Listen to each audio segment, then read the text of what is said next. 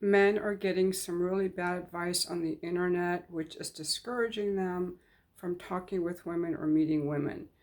There's a lot of false data, a lot of bad content, and one example comes from what's called the Blackpill manosphere. I just learned what that is. Looks, money, status.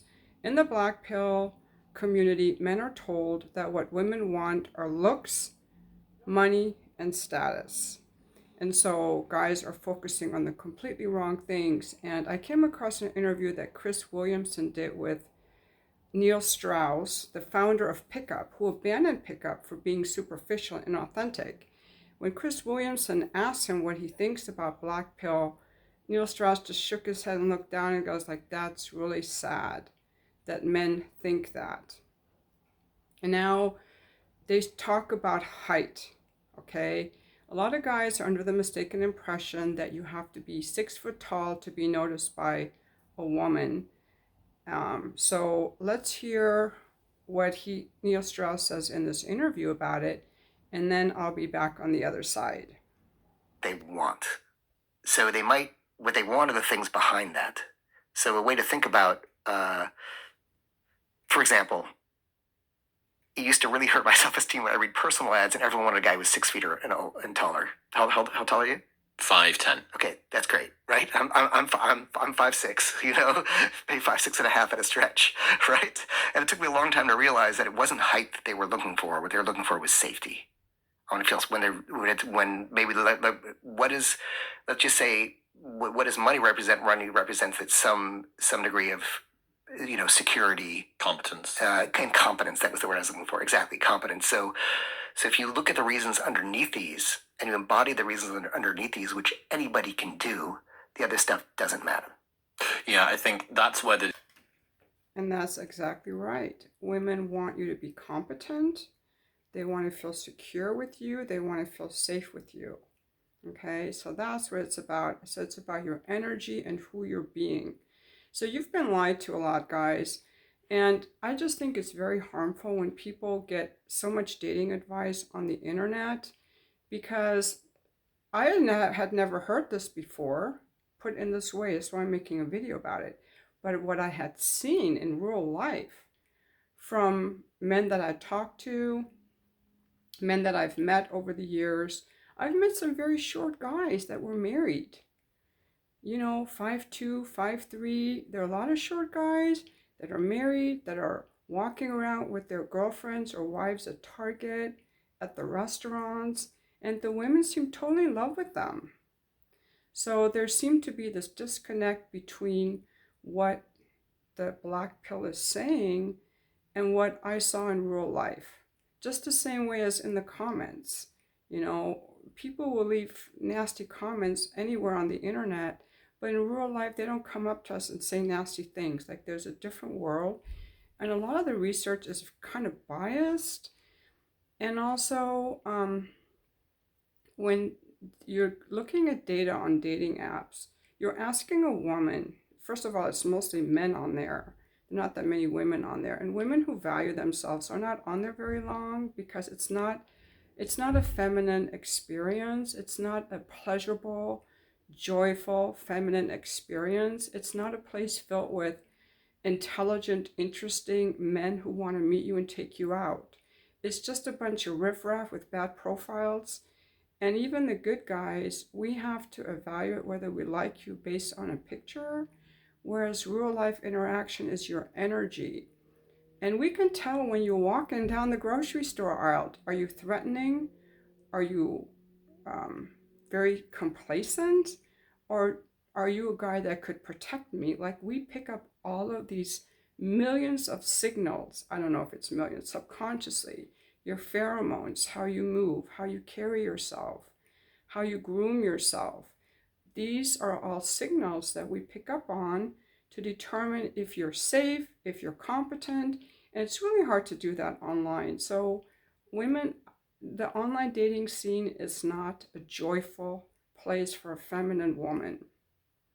It requires us to basically go out into the middle of the forest, barely clad, very exposed, like it's not safe. it's not enticing, it's not inviting. So the data on there is going to be very skewed. So when women go on there, they're going to just weed guys out based on the easiest things because we don't have your pheromones. We don't have your voice. We don't have your body movement. We don't see you move. So that's really the problem with that. And, you know, if you just are looking at real life, people match up. All kinds of broke people get married all the time. In fact, there are even men that have no jobs that are just like basically homeless. There are men and women who are basically homeless that end up moving in with someone. Years ago, when I was younger, I had a friend, and he had actually, oh my God, this is like a story I can't even tell you. So this guy, I'm going to make a different video on that. I want to stay on the topic of looks, money, and status. And I also want to say in this video that there are no content creators on YouTube that I found that are specifically addressing divorced people. See, a lot of people get divorced because they've solved their childhood problem that made them pick a person that wasn't right for them. In the longer interview, Neil Strauss does talk about this common theory that we pick a partner who has the same flaws as our parents, hoping to rectify the flaw. I disagree with that view. I think we pick people like our parents because that's all we know. That's what's familiar. I don't think we're trying to rectify anything. I think that's all we know. But some people say you subconsciously do it to solve the problem. You want to pick a narcissistic woman. Your mother was narcissistic, so you pick a narcissistic woman so you can get that woman to like you in the way your mom never could. I say you pick the narcissistic woman because that's what's familiar. That's what you know how to deal with. You don't even see anything else, like blinders, okay? So once you marry this narcissistic woman, you're in their childhood stuff, and after some years of this and trying, you wake up and you realize, oh my God, I'm with this person that I picked. I'm growing, I'm changing, I'm seeing that I'm no longer going to let myself be belittled, berated, abused. Kind of like Johnny Depp did with Amber Heard. Like, I'm kind of done with this. But some people stay in their relationships much longer, and then they're willing to say, I'm done with this. I'm going to divorce. And then other people will come like, oh, you shouldn't divorce. So that was in my case too. I picked an emotionally unavailable man because my dad was emotionally unavailable. And when I finally woke up to that after 25 years of marriage, I divorced him. And I get guys in the comments going, oh yeah, lady, you thought the grass is greener. Aren't you sorry you don't have him anymore? No, because I'm growing, I grew. So that's what Neil Strauss talks about in that longer video, is that we pick people based on what is familiar from childhood. But when we're growing, we often divorce the people we were with or leave the relationships we were with because we're growing, so it's a good thing. The other thing I wanted to say was that there are very few channels that address people like us who were married for 20 or 30 years, who decided to get divorced because we grew, and now we're, you know, in our 50s or 60s, maybe 70s, and we're divorced. And where do we actually meet people? And what, you know, the dating life of older people is really not addressed on the internet, because they're not that, most people, like, I've been on the internet for 20 years, okay? But most people my age are really not that comfortable with YouTube or Instagram or making videos or making content. So there are very few people in that space. And there's, is it Jonathan Astley in Los Angeles? There's Susan Winter. There's another lady. I haven't found any of them to be relatable to my situation. I don't relate to Jonathan Astley. I find him too feminized. I don't find him a masculine guy I want to copy. I think Dr. Robert Glover is a lot more masculine. He's married. He gives good advice. Susan Winter, I don't relate to her because she's never been married or had kids. She's done a lot of plastic surgery, so I don't relate to her. But I think they're both good channels. Don't get me wrong.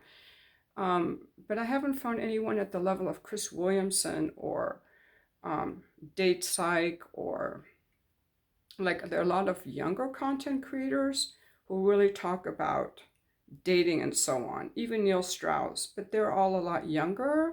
So there really isn't anyone addressing the situation of people in their 50s or 60s who are single. And it's a very different situation because we're more experienced. We often already have children, and we often already have grown past all the people pleasing. We're more willing to be alone, to be with just anyone. And we're in a world of fewer eligible, healthy single people. There's, I think the number of emotionally healthy people, maybe let's say it's 40% of the population. All of those people got married, and most of them are going to stay married. So in the 50s and 60s, there are very few of these people on the market. There are not that many people in the world who pursue personal development, who want to look at their own stuff, and who want to keep growing. Because those people usually stay married, you know? So the number of people to pick from is relatively small, guys. So if you haven't met anyone, uh, you know, I don't think it's your fault. Again, there are a lot of really troubled people, and a lot of very superficial people. Like in my case, I could never date anyone who believes the mainstream media, who thinks Biden is better than Trump, who doesn't see that it's all a, a game, you know? Uh, did you know that Putin just put out a speech on the Kremlin website, apparently, giving the whole history of Ukraine, how Barack Obama backstabbed him in an agreement, how he can no longer trust the West, and anyone who thinks the West is better, I could never date someone like that. Or, like I'm just more picky now. I think that when people are younger, it's easier to meet someone because you're trying to build a life with someone or have kids with someone. But if you've already done that and it's just a different phase in life. And so I don't give dating advice on here, but I share my experience. And it's definitely harder to meet people for dating after 60, especially if you like guys who still have their animal spirits, or like, when I look at a guy, I want to be like, I want to be able to picture myself touching him or hugging him. I want to feel that animal spirit, and that's just harder for me to find with older guys. Even though they work out and stuff. I don't know. I guess this video is supposed to be mainly though about guys. So if you're a guy that's can make a woman feel, if you're a guy who's competent, I would recommend the book Mate. If you're a guy who's competent and likes women and can talk to women, and you're honest and you take care of your physical, mental, and emotional health, you can get women of any age. They'll talk to you. That's what I think that guys really need to do. And don't let people gaslight you and tell you that masculinity is toxic or talking to a woman is toxic. You don't have to ask a woman out. Just start talking to women. We're not your enemy. Like, we like it when you approach. And when you're nervous, it's even better. If you approach me and you're not nervous, I'm automatically turned off, because then you're a player. You go up to all the girls, and I'm not special and I'm not chosen. So what makes a woman feel special, in my opinion, how I feel special, is if you're a guy who's decent looking, competent, looks confident, okay? And you come up to me and start a conversation, but you're nervous, okay? That's hot. Because everyone's going to be nervous in a new situation. And if you don't know me, you should be nervous, but you're doing it anyway. You're nervous, but you're doing it anyway. That's how much you're interested in me. If you're not nervous, you either have no emotions, or you're a con artist or a player. So that's the thing. So you don't have to go up to women and ask them out. Just start a conversation. You don't have to be tall. You don't have to be rich. And most of the guys getting married these days aren't rich. They're still getting married. They're short. Focusing on your looks is a feminine aspect. Do not focus so much on your looks. You want to be properly groomed. Groom your beard. Make sure you have a decent haircut. Wear properly fitted clothing, okay? But other than that, focusing on your looks maxing, that's feminine. That's what women do. That's what gay men do to attract other men. It's a feminine quality. We want to be pretty for you. We spend a lot of time on our looks. You know, like I color my hair. I work out. I try to wear cute things. Like I want to look good to get male attention. That's a feminine thing. And guys should not be focusing on their looks.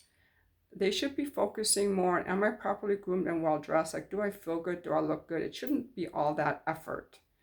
Too much primping is a turnoff to a woman like me. You know, it's a turnoff. You shouldn't be so focused on your looks.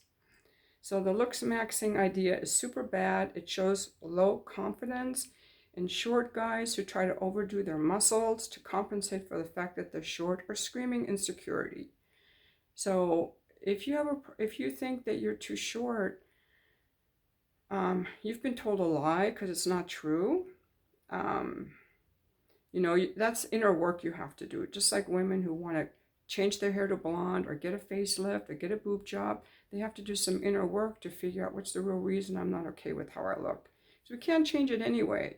So it's all about owning who we are, and that confidence is very attractive. I would recommend, if you really believe that your, looks, money, or status are an impediment to you meeting women, I would recommend getting off the internet for a while or not watching those kind of manosphere videos and just going out in real life. Just start going out to like a park, an amusement park, a restaurant, a grocery store. Go on the weekends, maybe or places where couples are together, like a kids' baseball game or whatever. Start observing couples. Start observing the men, or maybe start looking at people who are getting married. If you can look through the wedding pages or whatever, and start noticing the looks, money, or status of the guys who have women who are totally in love with them. Start noticing that what you're told by the manosphere about looks, money, and status is a lie. It's a lie, you know, but people buy into it because they're already insecure or they're looking for information. They're getting bad information. I haven't watched the whole Neil Strauss video on Chris Williamson, but I've queued it up. I am going to listen to it. The next time I have a long drive in my car, I am going to listen to it because I find him very interesting. Former pickup artist who realized that's not authentic. That's not who I want to be. And made friends with himself. That's what Dr. Robert Glover did. That's what Dad Starting Over did. What's his name? There's another guy, Connor Beaton, I think. They made friends with their own beliefs and with their own discarded parts. And once they did that, they could overcome their negative habits that either got them no relationships or very bad relationships. So the journey really is in the inner work and changing our beliefs. Yes. So one of the things that I'm going to do is I always made videos about how I dress very modestly at the gym, and someone commented, a woman, and said, well, you've been working on your fitness, so you should be able to just wear something. You don't have to cover yourself up at the gym. So I started questioning my beliefs about covering myself up at the gym. So today I'm wearing little booty shorts. I mean, they're not super tight, but they're shorter. I'm not wearing the full leggings. And I'm not going to wear a top over the sports bra. So I'm challenging my belief that I shouldn't be sexy to men. I shouldn't talk to men. I shouldn't flirt with men. That's what I was taught. I should never flirt with men. So I'm questioning my own beliefs. So we'll see how it goes. But I think we have to question our beliefs that keep us stuck and noticing when a new belief comes across. Because when people are like, oh, I love Biden, I love Trump, we're kind of stuck in our beliefs. We're so unwilling to see something, you're either for the carnivore diet or you're against it. Like, people get so stuck in their beliefs that then they become very rigid and controlling. They're not willing to see the other side. But I am, so anyway, if there are plenty of guys under 5'10" who are married and the wives love them. Would the wife wish she was taller? Maybe, but I will tell you this. It is not fun kissing a guy that's too tall. My ideal height now is 5'8", maybe 5'9", even 5'10". I gotta put my neck up to kiss the guy, and that's bad. That's hard on the neck to constantly be like this. Can you see me? I mean, oof. Kissing a tall guy is horrible. Hard on the neck is not very good. It's better to have a guy that's just a few inches taller so I can kind of look up to him a little bit. I do like that. But yeah, so and if you're a woman who's 5 feet tall, a guy who's 5'3" is going to be tall for her. And so that's all I have on this video. Thank you so much for watching my video, and thank you for I got the first person to buy me a coffee today. When you do the buy me a coffee, I didn't realize this before, but when you can leave a message, and before you hit send and make the payment, you can choose to make your message private. So you can make your message public or private, and it shows up on my page under buy me a coffee. So I tested it out myself. If you see Lori, that's me. That's doing a self-test, and that's how I know that's how it works. And I guess there are memberships and stuff. I haven't done any of that because I already have memberships on YouTube where people can sign up to be members. I am going to make a video later today talking about that story about that. I want to put the stories in the membership section because I don't want to tell all these stories to just everyone. Plus, I need to give something to the members that other people don't get, and people always like stories. So I think my membership is $5 a month. With if you wanna ask me a question, you can buy me a week of coffee, $50, and in your private message include your email so I can email you, and then you can reply to my email with a question. So that's how I decided to handle people who have questions for me. But otherwise, just, you're free to leave comments on here. Sometimes I read the comments, sometimes I don't. I try to respond to comments that the members leave. Yeah, so anyway, thanks for watching my video.